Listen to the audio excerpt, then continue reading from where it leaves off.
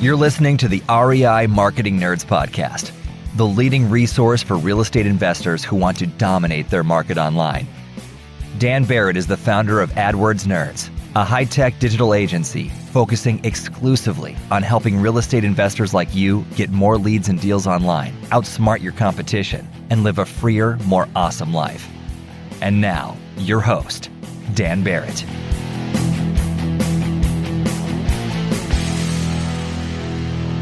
All right. Hello, everybody. Welcome to this week's REI Marketing Nerds podcast. As always, this is Daniel Barrett here from AdWordsNerds.com.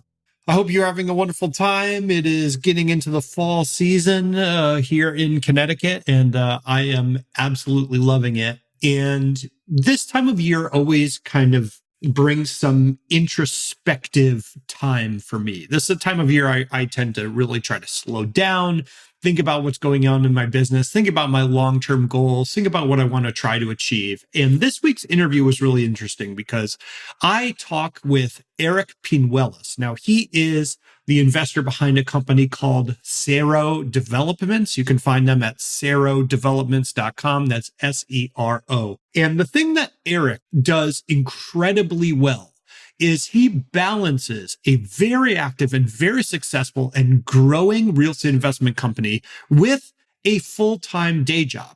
And he has designed his life to not only allow him to pursue the maximum amount of income from his investment business, but he's also using his day job and leveraging that position to grow his expertise in the real estate space. He's an incredibly smart guy, really, really talented, very technically savvy, very ambitious. And this really got me thinking about, hey, like, what does my ideal lifestyle balance look like? How do I balance not just income, but also growing as a business owner and learning as much as possible? And I think you're going to get a ton out of this conversation. So without any further ado, let's get into my interview with Erik Pinuelas from serodevelopments.com.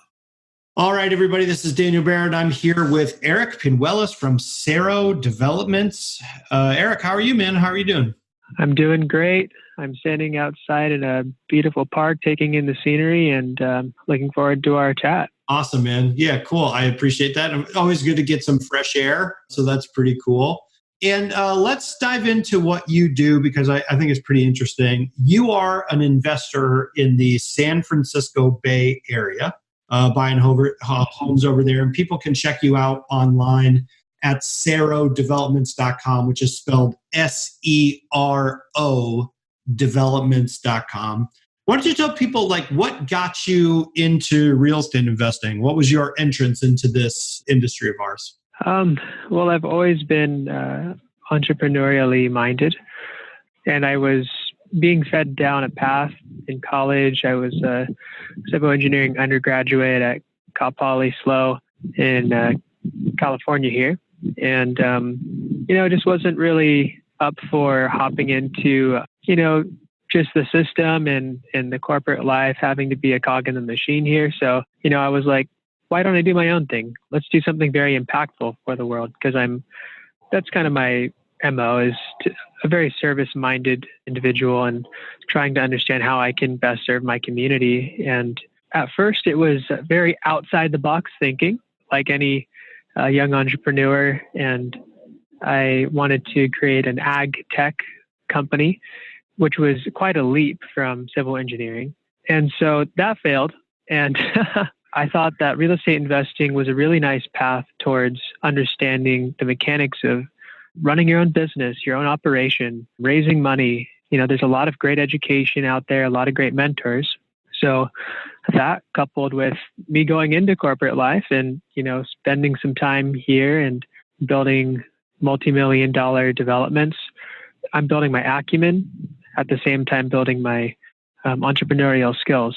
So that's what got me into real estate investing. Awesome. So, like, what was your connection to real estate? Because it's like, I always think back to, like, when I got started working with real estate investors, I didn't even know what real estate investing was. So were you just kind of aware of it from, like, the business space? Like, what was your into that whole world? Yeah, that's a great question, Dan.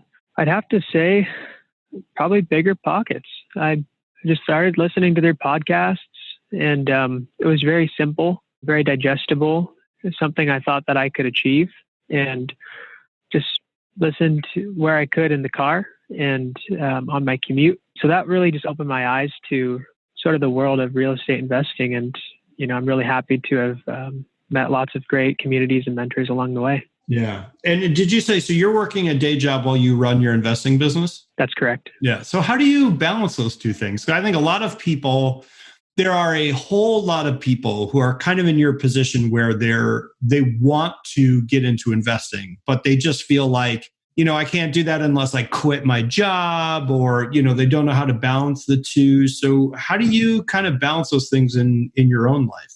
Mm-hmm. Yeah, it's a great question. There's a project management principle that basically goes, it's going to take as long for someone to do a job as their allotted time for the task. And if you're taking, 2 to 5 hours a week, and that's what you have available to get your business off the ground, then that's the time you have available. And you'd be surprised at what you're able to get done in 2 to 5 hours. Now, I don't know if this might resonate with other folks out there and, who have been through school and they understand it's time to cram for a test. And it's pretty amazing what you can do, write an essay in a night, cram for that science exam. Everyone understands, you can get things done in a short amount of time, but it has to do with the amount of time you're allotted. So in terms of that balance, it is difficult. I work more than 40 hours a week in my day job, but having prioritized and strategically selected tasks for my business and allotted amounts of time for those tasks enables me to take measurable steps forward. Yeah, it sounds like, and I'd love for you to kind of break this down a little bit more. It sounds like for you to make it work, what you've done really well is focus on the things in the investing business that absolutely have to get done, that they're real high leverage, kind of high impact tasks. So like, as you were getting started, like, how did you kind of figure out what those were, or what have those been for you, where you're like, hey, maybe I only have a certain amount of hours this week, but I know if I focus on these few things, it's going to have a big impact down the line? That's a good question. It is $1 million question to understand what are my most important next steps, your MINs, and understanding that, we're all starting at our own place. And for myself, I had never done real estate investing. So I understood I was quite ignorant to, what the most important next step was going to be. And I've certainly made mistakes thinking that I should be spending my time on task A when it should have been B, and I only knew in retrospect. But that's okay. You learn. And I think the most important thing is to surround yourself with knowledge, gather mentors around you, people you can trust. And if there might not be anyone physically you can chat with over the phone or anything like that, there's lots of great books out there. A plethora of resources are available to us all. Yeah. So why don't you tell a little bit about Cero Investments, or Developments, I should say, Cero Developments. What does that business look like today? What's your kind of business model in terms of types of deals that you're focusing on? Just kind of break down people what you're doing. Sure thing, Dan. So Cero Developments is focused on bringing to market net zero energy homes. So living in the San Francisco Bay Area, it's quite entrenched in technology, and we're trying to step into homes that are in dilapidated conditions and fix them up to become smart, to become carbon neutral, to have a level of engineering caliber that reflects the geography they're located. So our goal in doing that is to leverage a more sophisticated construction management process, because that's probably the number that most investors struggle with most. Because to break it down, real estate fundamentals 101 for those of us out there that are still understanding the ABCs, the three numbers of any fix and flip, which is our main business model at the moment. Fix and flipping is the ARV, the construction cost, and the purchase price. Those are really the three main numbers you got to worry about. And yes, there's lots of details that fit in there, but that gives any investor the rough spread that you're working with. Mm. Now, the purchase price, you have a lot of control over from the beginning. You get to decide what that's going to be. The ARV, you can get a pretty good idea because that's an appraised value and it's a science. Run your comps, do a good job there. Don't be overly optimistic. The construction number, that's a little trickier because sometimes you open the walls, you're not quite sure what's going to be going on in there. Maybe you missed an entire scope. Who's going to do all the caulking for the whole job? Oh, there's another $3,000. I didn't write that into the contract. Right, exactly. Oh, I didn't know it was going to be that much length feet of baseboard. Oh, we quoted half the amount. Oh my gosh. Right. And so it's those sort of pitfalls that creates the old adage, if you're going to estimate your construction costs, multiply it by 2. Yeah. Want to find motivated seller leads online, but don't know where to start? Download our free 2019 Motivated Seller Keyword Report today. AdWords nerds have spent over $5 million this year researching the most profitable keywords for finding motivated seller leads. And you can grab these exact keywords when you download our report at www.adwordsnerds.com/keywords. When you look back at like things that either went really well for you or things that went really badly for you, like everyone's got horror stories, just like everyone's got like kind of like the sweetheart deal story, right? Do you feel like the common thread there is like your estimation of things that you can't really know in the moment? Like, is it that kind of guesswork that you think undoes a lot of investors? And do you feel like a lot of your success is due to like your kind of natural, you know, like you said, like multiply it by 2, be a little bit more conservative? I don't know. I'm curious like to hear your thought on like how that all plays into how successful you are long term. Okay. Maybe you could rephrase that question one more time. Yeah, I'm curious. So you were saying, right, like one of the biggest problems that you run into or any investors run into is that you're kind of making a guess about what costs are going to be, right? You're essentially estimating, but you don't really know that in the future, right? You can't really know. Just like you said, like, hey, that, you know, this one particular construction cost is double what I thought it was going to be. And that bit me in the butt, right? So do you think like a big part of your success or the big part of the problem that a lot of other investors have is not so much that like their model is flawed or anything. It just comes down to how do they think about the future and how do they estimate, you know, the likelihood of certain good things or bad things happening? Sure. So I would have to say that a huge component of my success would have to be thinking through the process. And I am a construction professional by background. I do have experience with commercial TIs, and I understand that there's a construction management process that's been developed by those before me. You can get degrees in it. And when you're heading into $1 million job, which is the stakes out here in the Bay Area, I mean, these residential jobs are practically at a commercial scale out here. The Bay Area prices are so high. You really have to have a standardized process that is of the utmost professional caliber.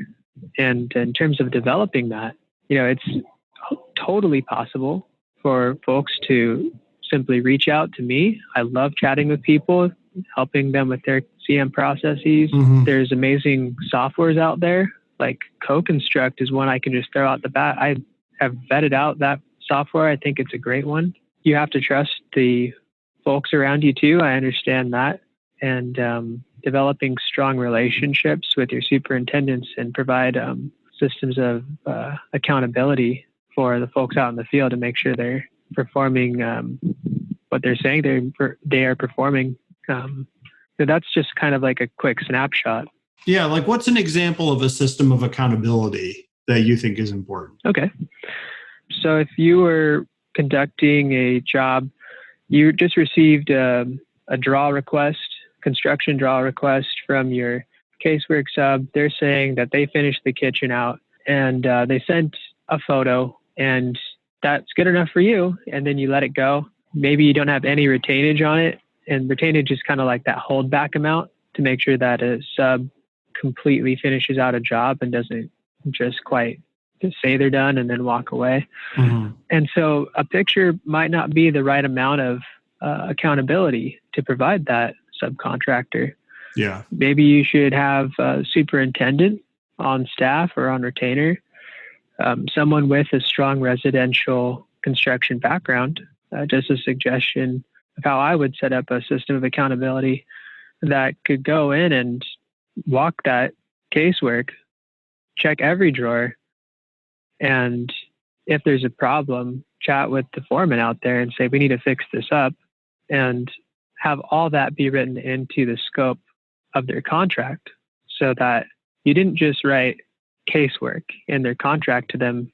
You laid out exactly the level of detail and quality that yourself as an investor is expecting from them. Got it. So how do you feel about where your business is at? I mean, I think it's easy for all of us to kind of get caught up in the constant grind of growing it. When you take a step back and think about where you want it to ultimately be, I don't know, what do you want that future to look like for you? What's the kind of end goal for Sero Development? You know, the end goal for Sero is probably just to automate it and create a beautiful system and culture of a company that's just able to turn out beautiful, highly engineered and technological, healthy homes for families out here in the Bay Area. And it's just turning them out one after the other, multiple projects a year, maybe 5 to 7 a year. And, then I could just sort of focus on other passion projects. Yeah. Like what? Like what would you use that extra time for? Sure. So we want to step into multifamily. After that, I think it's a natural progression. Yeah. I have some tech startup ideas, softwares, and, potentially farming, getting into that. There's a huge space opening up from my perspective in the ag tech space where you can put acres of farmland into a cargo container, and there's not a whole lot of food in Tokyo or farmland or organic farmland at that. So yeah, just thinking outside the box. Yeah, that's awesome, man. Well, I mean, it sounds like you're definitely on your way, and the automation stuff is definitely up my alley as well. So, if you were going to talk to somebody, an investor that's, maybe in a situation similar to you, they're looking to get started and they're not going to quit their job. They're going to make sure that they're making money first. What would your advice be to them if they're saying like, well, I just want to get started. Where do I start? Mm-hmm. I think the best place would be to find a podcast and just listen to it in your car. Find a great local investing group around you, if there is one, and meet up with them, make some friends. Something that I've found really beautiful about the real estate investing community is that it is highly supportive. There is not a whole lot of tick for tack from my experience. People just giving this for that. People are just kind of rooting each other on and pushing each other forward because everyone understands that, a rising tide raises all boats. So I think the best place would just be to listen to some podcasts, build up your lingo, your knowledge base, and reach out and make some friends. That's awesome, man. That's really good advice. If people wanted to follow up with you online or sort of check out what you're doing, what's the best place for them to find you? You can find me personally at my Facebook, Erik Pinuelas, Pinuelas, and also reach out to me via the contact on my website. Yeah, sure. And for people that were listening to this, you should definitely check out Erik's website. He's at serodevelopments.com, which is SERO developments.com. He's buying houses over in the San Francisco Bay Area and doing a really good job. Erik, thank you so much for the interview, man. This was really interesting. And I think it's a really, really good case study for people that are thinking about, I want to get into investing, but maybe I'm not ready to leave my job. I think you're doing a really amazing job of balancing those two things. And I really appreciate you sharing that with our audience. Thank you, Dan. I really appreciate you bringing me onto the show. This has been an amazing conversation. All right. Thanks so much, man. I'll be talking to you soon. Cheers. Thanks for checking out episode of REI Marketing Nerds. Hey, if you are not a member of our free Facebook group, you are missing out because I am posting I mean, I am posting pure fire in there every single week. We do trainings. I do these podcast recordings. I answer questions. I give tech support. It is an incredible resource and it is absolutely free. So what are you waiting for? Go to adwordsnerds.com/group.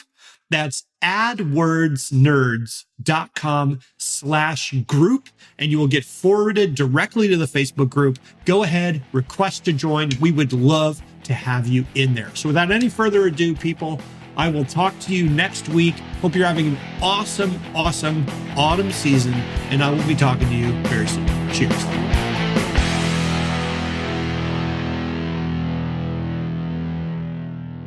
This is the podcastfactory.com.